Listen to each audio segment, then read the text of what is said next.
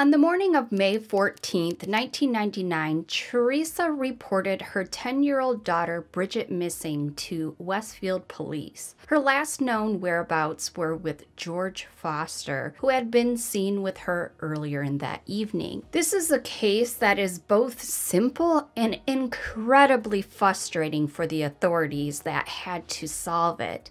Even though it's now been over 2 decades since this case was first started, it's still an unbelievable case that goes to show how far someone is willing to save themselves, even though they are clearly guilty. This is the case of the disappearance of Bridget Wetzl. Hello, my beautiful friends. My name is Kim, and I hope you're having a fabulous day today. If you are interested in true crime like I am, I hope that you'd consider hitting that subscribe button. But either way, thanks for being here. But first, a quick word from today's sponsor. Thanks to MD Hair for sponsoring today's video. MD Hair is the world's first medical-grade hair regrowth treatment customized to the exact cause and type of your hair loss. Products shipped directly to your home. All customers receive unlimited access to one-on-one chat support with a dermatologist and free fine-tuning of the medication formulations 24/7. How I got started, I went to mdhair.co. It's not .com, it's .co, and filled out a short quiz about my hair concerns and lifestyle to get an instant analysis. My major concerns were thinning hair and itchy scalp. Some of it may be from getting older, but that's not changing anytime soon, so I need a hair regimen that helps improve my hair and keeps it strong and healthy. But as I've learned, hair thinning is not a one-size-fits-all. That is why MD Hair is customized to your needs. I have been using the products for 2 weeks. Here's a picture of before, and then here's a picture today. It's only been 2 weeks. There's a bit of a change, but I think as time goes on, it'll just improve. I've tried a lot of products over the years, and this is the one that I know I'm going to stick with for a while and see it through. The products are affordable, don't dry out my hair, and smells good, which are all important to me. If you would like to try MD Hair and get started with their quiz to customize your hair regrowth treatment with MD Hair, use my promo code Kimberly70 to get your first month of customized products for 70% off. And I will leave my link down in the description box as well for you to easily click on, and I'll have a pinned comment. Thanks to MD Hair for making today's video possible, and thanks to all of you guys for listening. Bridget Wetzl was born on August 2nd, 1988, and lived in McDonald, Ohio. She was a cheerleader but really wanted to be on the field playing football. She played softball, loved SeaWorld, and went every year with her family. A family that truly loved and cherished her little life. Her sister would tell me this in tears, remembering her sister. Her sister would also say that Bridget was deprived of being an aunt, as her sister was pregnant at the time that Bridget's life was taken by darkness way too soon. Thanks to her sister, I was able to make this video today possible because there just wasn't a lot of info out there about this case. But what we do know is that Bridget had an immense love for animals. So when a family acquaintance, George Foster, asked Bridget if she wanted to go and see some baby raccoons, to no one's surprise, she said yes. Because Bridget was last seen with Foster, the police went over to his house to see if they could get some information from Foster, but he was not home, and so the fiance answered the door and told them that when Foster got home that she would give them a call. At around 1 a.m., George's fiance notified the police that he was at home and willing to speak to them at the police station. Upon arriving, Foster appeared to have scratches on his face and arms, which he claimed were from searching the woods for Bridget. At between 3 and 4:21 a.m. on May 14th, 1999, George led the police to an area known as the Flats, where he had taken Bridget to look for some raccoons earlier in the evening.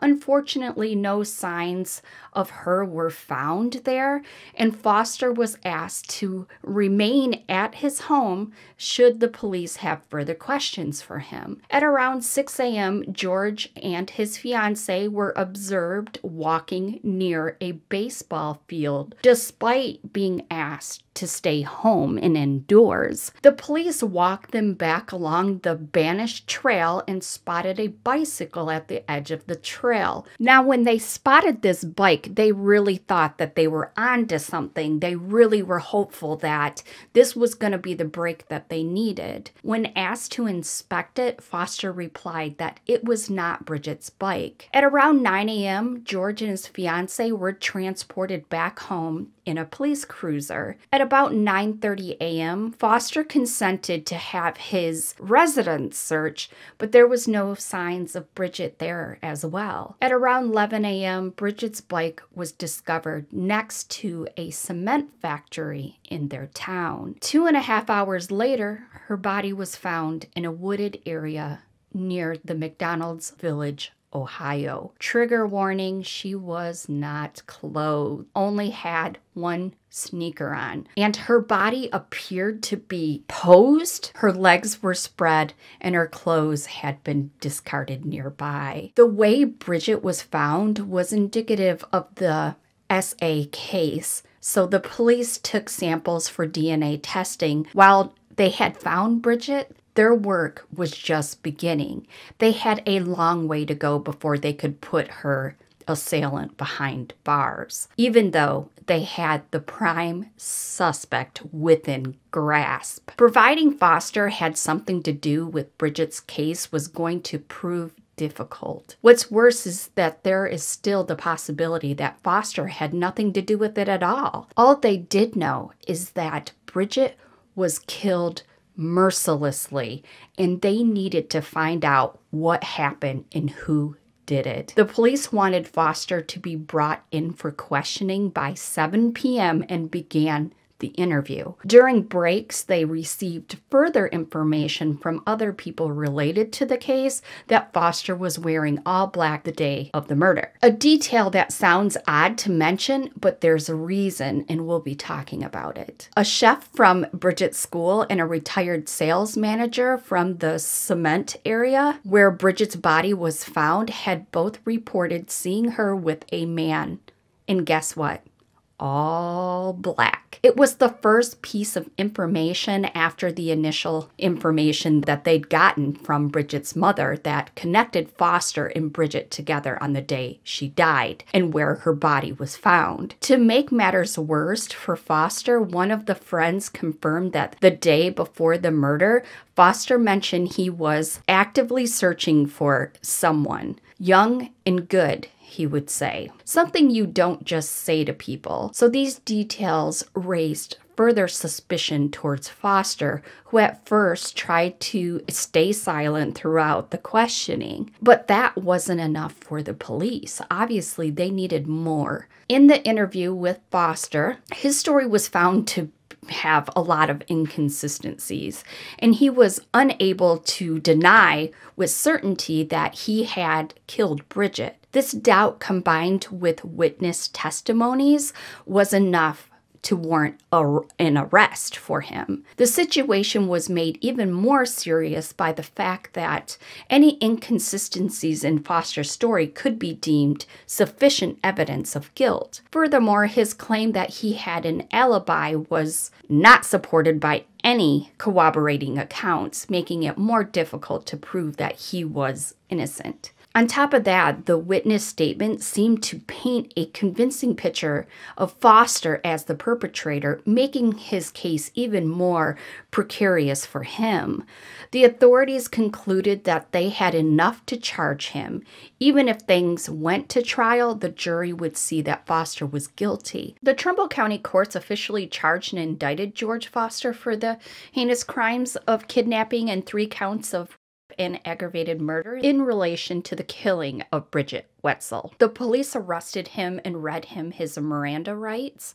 When in custody, he was asked about the murder of Bridget. He actually admitted to killing her. He finally broke and said that yes, he had indeed done it. But he would stand by to the end that he had nothing to do with the SA of her, claiming that if that happened, someone else might have done it. He was only guilty of her murder, nothing else.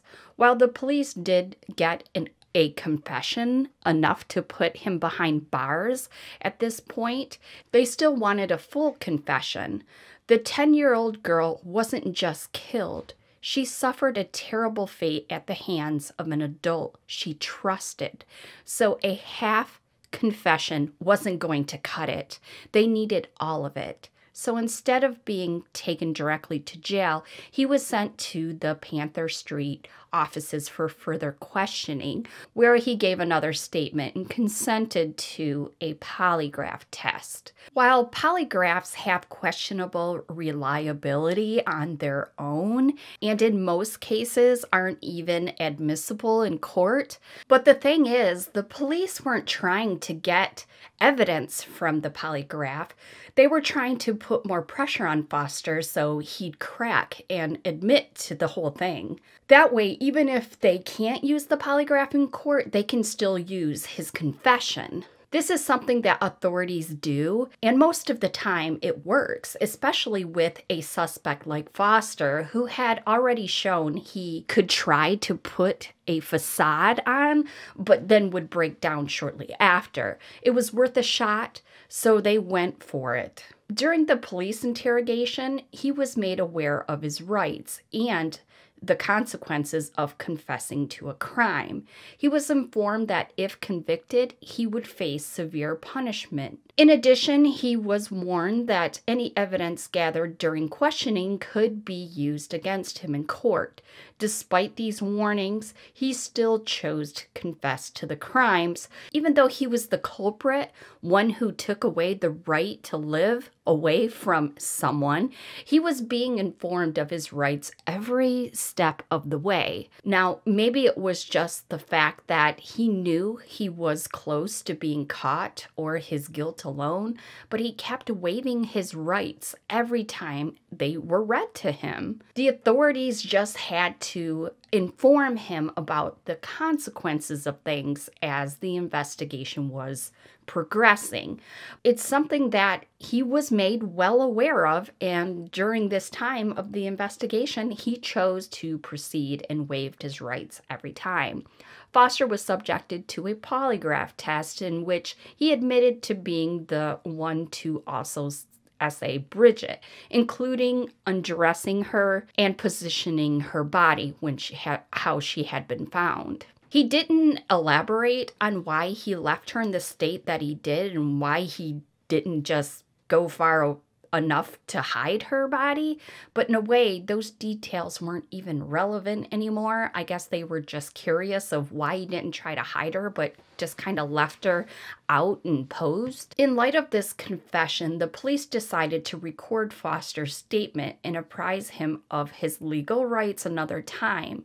He was in a sound state of mind and okay to being recorded. During the subsequent videotape session, Foster was made aware of the fact that he had the right to remain silent and could have legal representation if desired, but he didn't want it. The recorded statement provided further evidence in the case, allowing police to build a stronger case against Foster for his alleged crimes. It was a clear-cut case of a man who knew what he had done, walked away from his victim without a care in the world, and decided that he didn't need a lawyer either. 3 months later, in August of 1999, Foster hired an attorney and filed motions to suppress the evidence and videotapes on the grounds of unconstitutional arrest. Even though, as we've discussed before, Foster knew exactly what was going on throughout the case. His hiring a lawyer at this point was a feeble attempt to try to twist the legal system into letting him go, even though he was guilty. Despite his attempts to discredit the recordings made of him incriminating himself, the court denied each motion in succession until the case went to trial in January of 2000. After months of legal wrangling, in February 2000, a jury unanimously found Foster guilty of the charges against him. This was obviously a devastating blow to Foster, who had consistently waived his rights to legal counsel prior to being presented with overwhelming evidence of his guilt. The decision of the court is one that I 100% agree with, and that is life in prison with no possibility of parole. This sentence was handed down after careful deliberation, as it is one of the most serious punishments socially can impose on an individual for his actions, but again, well-deserved. This sentence isn't just handed to people. It is reserved for those whose crimes are so egregious, that whose character is so flawed that they cannot be trusted to ever again participate in society. Foster was clearly too far gone to ever be allowed to be free again. One 10-year-old had already paid the price. Why should other children be subjected to the same fate? Even though he knew what he had done and was found guilty of, he kept trying to figure out a way to get out of it. As with most criminals, he wasn't really thinking about the life he would have to spend behind bars if he was found guilty when he decided to take an innocent 10-year-old Bridget Wetzl's life. He was just thinking about himself. So once he landed behind those very bars, he wanted nothing more than to get out. Foster continued to try appeal after appeal to the court that the investigation was done in an unfair way, that there was key points within the investigation where he didn't know what was happening and he didn't know how things would progress, but the courts always upheld the original decision. The police had a valid legal justification for the arrest of Foster, and at all stages, Foster consented for all the procedures. On top of all that, it was determined that the waivers provided by Foster were given with a full understanding of their implications and that they were voluntary and made with intelligence. In other words, Foster was aware of his rights and chose to speak with the police officers despite this knowledge. For Foster, there is no getting out, and for Bridget, justice prevailed. Even though she is gone, at least her perpetrator will never be free to do this to anyone else like that of another child again. What is crazy is there are some Foster supporters out there. Don't ask me why. He has clearly admitted what he had done, but Bridget's gravesite some time ago was vandalized, and this happened a couple of times. This has become a community place where people come and show their support and remember Bridget. So technically it could have been anyone, but due to the family getting hate letters, it is easy to deduct that it could be Foster supporters, which is really sad. And if you ask me, they all need Jesus badly. I've talked a lot about the clear dirtbag in this story, so I need to finish this with Foster took a beautiful life way too young. She did not get a chance to see her sunflowers bloom the second year after she planted them, but we will take solace that she was able to watch them grow proudly with a smile on her face that first year after she planted them. Today, let's remember that and celebrate Bridget's life. Bridget, you will never be forgotten. Let's leave a pink heart for Bridget and her surviving family. Just a sad case for all involved. Thanks to all my channel members and Patreons who continue to support me. Their names are on the screen. If you would like early access to new videos and decide the cases to cover next, you can do so by clicking the join button from your desktop, or there is a video in the description box on how to do it from your phone. Well, if you guys have made it to the end, you guys are rock stars, and I love you to death. There are more true crime videos in my Crimey Cases playlist if you would like to check them out. Stay safe, my loves, and remember, if you see something, say something, and I'll see you in the next one. Bye.